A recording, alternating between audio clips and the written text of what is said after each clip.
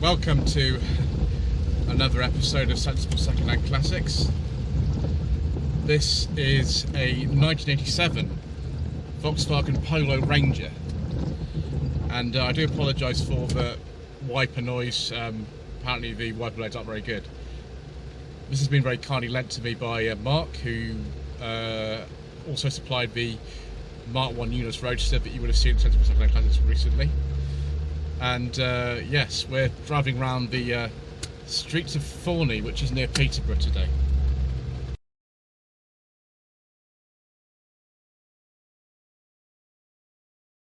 So the Mark II Volkswagen Polo was launched all the way back in 1981. This is an 87 car, so it's had a few of the kind of later pre-facelift modifications to it. The Ranger was the kind of top of the range car, unless you look at the sporty ones like the GT and G40, after late 1986. This car has a 55 brake horsepower, 1.3 litre engine. Other engines available in the Polo were a 1.1 litre engine early on in the life of the car, with 50 horsepower. Later on, that was changed for a 1050cc engine with 45 horsepower. There was a 1.3 available earlier on. This was a newer engine, this 55 horsepower 1.3. Well, I couldn't find a power output for that. Other 1.3s available were in the GT, which had 75 horsepower, and then the crazy G40, which had 110 horsepower. The facelift occurred in 1990, but since we've covered a facelifted Polo G40 on the channel already, on 3 jacket reviews back in Christmas 2019, we won't go into that. Right, let's see if we can put our foot down.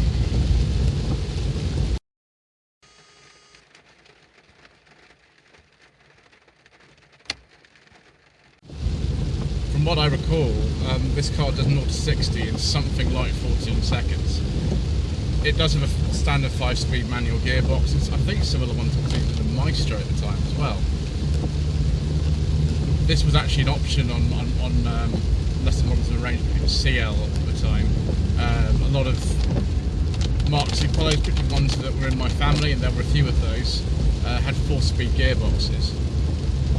The brakes have no servo assistance on right-hand drive models. This is a right-hand drive one. The servo assistance are only put into the post-facelift models of the right-hand drive. So, yes, no power steering, no servo assisted brakes, no central locking, no electric mirrors, no electric windows. Yes, this is the luxury model. Oh, I forgot to say that there were also some diesels available in the Mark II Polo, but as usual, we don't talk about diesels on this channel.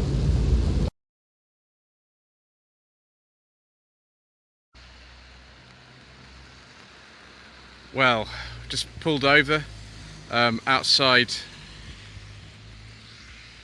Thorney Abbey, which is very nice.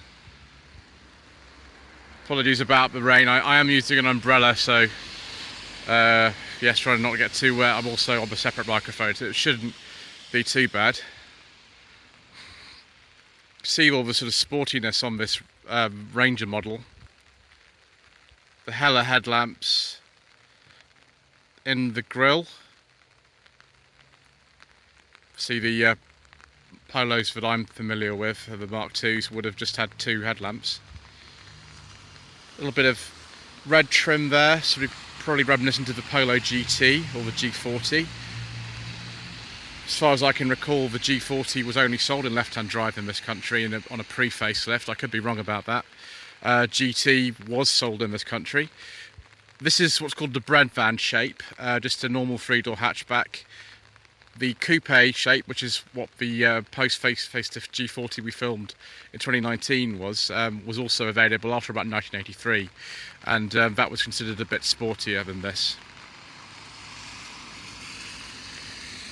This car's in absolutely amazing condition. Obviously most of the time it's not kept outside so it can disintegrate like a lot of these have.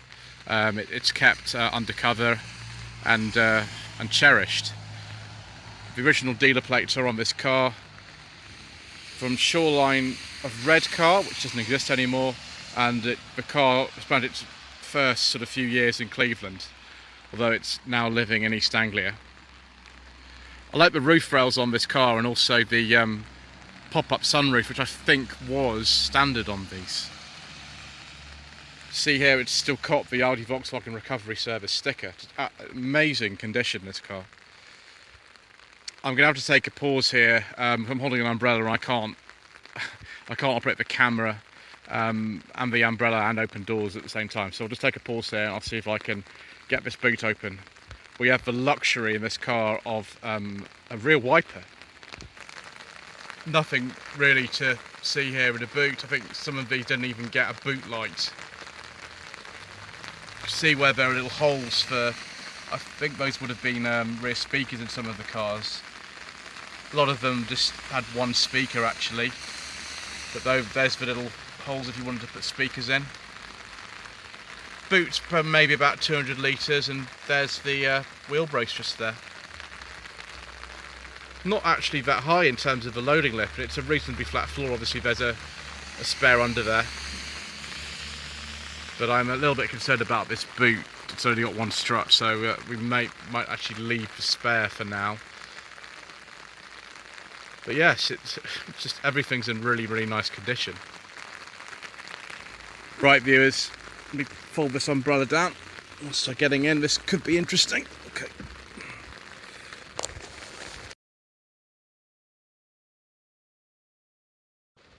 Right, viewers, we're actually inside. I was trying to get into the car whilst putting the umbrella down at the same time and holding the camera, and it didn't really work. So, never mind. You can see the car has done just 52,000 miles. The clock still works, and still got the VW92 switch. Puts the hazard lights on. I remember that from my youth. Fog lights here. That is the light switch there. I think there we go, look. That puts on the main beam. Just tiny, tiny little LEDs. Everything's tiny little LEDs. There's not many of them that work either. There's the same number of blank LEDs in this Ranger model that there are ones that work. I don't know if you find that disturbing, viewers, but I kind of do. But just this austere Volkswagen dash of the time. I mean, this is the later dash. There was an earlier one. I think it changed about 84. And in a lot of cars, that was the speaker for the stereo. I don't know if it is in this particular one. We've got a cigarette lighter, that's luxury as well, and an original Panasonic tape deck. I wonder if it's got a chrome button. No, we don't have a chrome button. Oh well. I wonder what cassette Mark's got in here. The Bluebells Young at Heart. Wonderful. Very, very, very simple controls for the heating and ventilation. There's only 3 positions for this the airflow here, and there's hot and cold, and there's a 3-speed fan. It's obviously all you need. One really weird thing is that the indicator stalk is much, much lower than the wiper stalk. Much lower. Got some blanking plugs there. I don't know what those would have been for. We've only got 2 air vents in this car as well. Glove box. I think the secret mission documents are going to go in there, you know.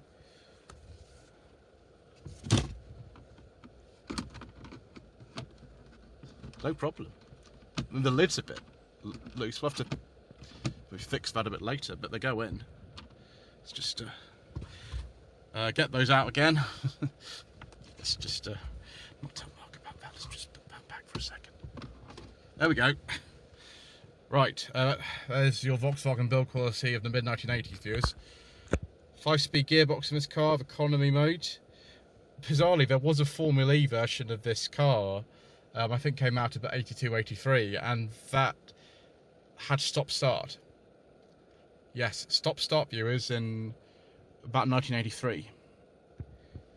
Also, this car is luxurious because, apart from this 3-spoke steering wheel, we actually have internally adjustable mirrors. They're not electric, but they are internally adjustable. A lot of these Polos did not come with internally adjustable mirrors. Just put my foot on the brake, non-servo assisted, of course. But if I put handbrake on and then put it back on, and I even remember that sound from my youth, that somebody taking a handbrake off. Really strange what you remember. Got some door bins here. They look actually reasonably big.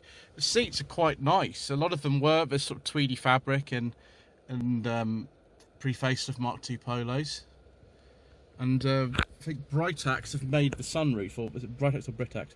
But it's for the Volkswagen Aktiengesellschaft, I think it is. Aktiengesellschaft.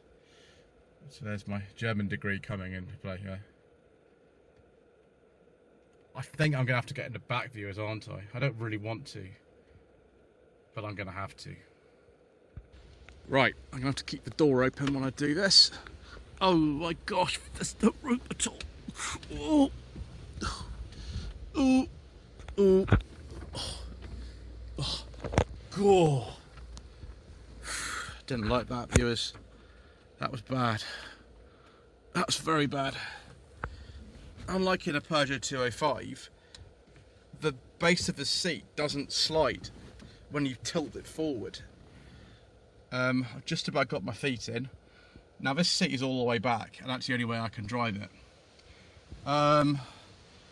We do have evidence of headlining sagging, like in a lot of old cars.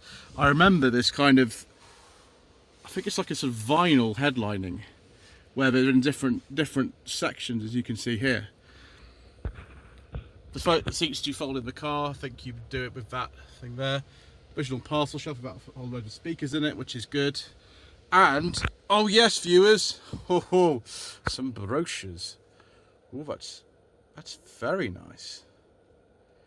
Very, very nice. I think I've been there actually, that place. Ooh. Mmm. Yes. Mmm. Highlights from 5 generations. Well, let's see what you get in the Polo Fox. There we go. There it is, Polo Fox. Yeah, the G40. It's crazy. It's from the Volkswagen Auto Museum. 86 Polo. VW motoring from May 1987. Oh, it's a Ranger 2. Volkswagen press plates on it. Fascinating. Oh, I've spotted we've got an ashtray in here. I remember you only got one. In a lot of cars, you've got 2. It's a bit mean. We have got rear seat belts though, because they were required by this stage and legislation. And yeah, with a bread van, you've got a bit more headroom with the coupe. The coupe is worse than this, because I've sat in one. And a bit more light. There's quite a lot of light in here. Right, I suppose we should take a look at the 1272cc 55 brake horsepower 1.3 engine. And here we are, here's the 1.3 engine. That oil filler cap looks very familiar. I'm sure that was on loads of other Volkswagen models. Not a lot to it really. There's the carburettor up there. It's not much in the way of sort of corrosion anywhere. It's very well kept, as everything else is on this car. Not much to say really. I mean, there's really not much in here. It's a very simple engine. Down there's I think the alternator and things like that. Yeah, there's not a lot to say. I mean, if it was a G40, it'd be a bit more exciting. It'd have the supercharger in here, but it's just standard 1.3, 55 horsepower. I've just noticed this car has a chromed grille on it, whereas the one in the brochure has a red sort of pipeline grille on the side of it. There's a little to match the bumper. So I don't know, maybe that was a choice you had at the time. Right, let's go for another drive. Because my family owned, you know, a few of these, my uncle had a Polo Twist about this kind of age, and my father had a 1987 on a D Polo, I think it was a 1050cc CL. Then this all brings back loads of memories. Just all the little controls and instruments and everything like that, it's all so familiar to me. The steering, it is very heavy, like really heavy. The brakes, well, I have chosen today to drive exceptionally slowly because it is raining and I've got no servo assistance at all. No ABS, of course, nothing like that. So I just, you know, wouldn't want to get in trouble. The steering about power assist, of course, is very, very direct. There's a lot of feel to it, but you can see why when the Mark III Polo came along in 1994, and I had a Mark III as my first car, that people would have rejoiced over it because of all the extra bits you got.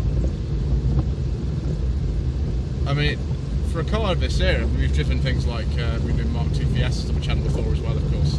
It's actually not too bad in terms of refinement, particularly with this 5-speed gearbox.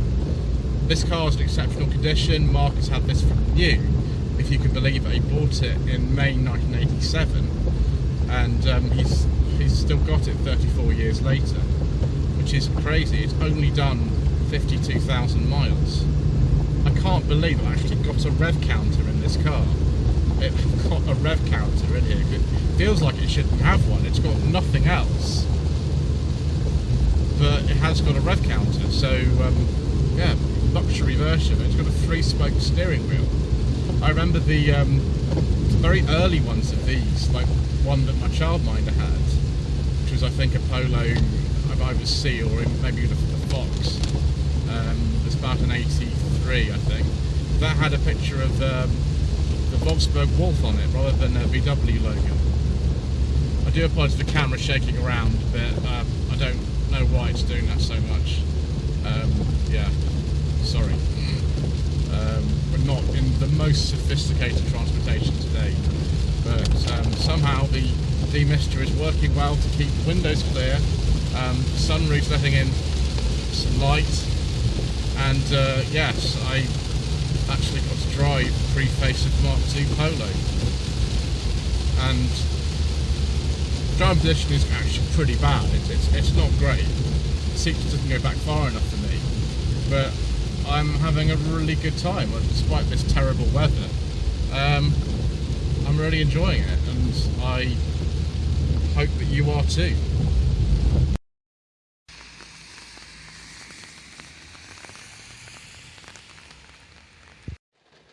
Right viewers, let's take a look at some trim levels for the pre-facelift Mark II Volkswagen Polo. Just consult my secret mission documents. I have fixed the glove box, by the way. So there was just the Polo with no trim badge, Polo C, Polo CL, Polo CL 4+E, which was the 5-speed one, which was an option on the CL, the Ranger, and other trim levels at other times, the Fox, the GL, which this kind of replaced, but not directly, the GT, the S, that was mainly of a coupe shape, the CX, the Match, the Country, that was quite a late one, the C Formula E, and the Twist, which is the car that my uncle had. He had a Twist Special Edition. In '84, all the cars had round headlamps, some of the early ones had square ones. There was a new dashboard, although I can't find a picture of the old one, which is really annoying. More equipment, a bigger fuel tank. In '86, this is 87 car, so it has these revisions. The engines were given hydraulic tappets, new camshafts and a valve gear, and an automatic choke. I can't see a choke lever on here, so this must have one. So the Mark II pre-facelift Volkswagen Polo. Is this a car that you should consider for the budget between £1,000 and £5,000 at a Sensible Secondhand Classic? Well, if they haven't completely disintegrated, and a lot of cars of this era just disintegrate due to rust, I mean, the Fiat Uno was worse than this, and possibly the Metro, then yes, I mean, driving position I don't think is ideal for anybody who is of larger dimensions. You know, the brakes are interesting, as is the steering, but there's a lot of charm in these old cars. Just even the sort of kind of austere way that these door cards are just totally black, thin plastic, and there's just unrelenting kind of sort of functionality in here. It's just kind of endearing, really, in that way. And the driving experience, well, the steering is quite heavy, but it's not that bad. Again, it's just very functional and you know, just very sort of pure, and I think some people do like that. Anyway, thank you to Mark for supplying this wonderful car to the channel, and thank you once again for watching this episode of Sensible Secondhand Classics.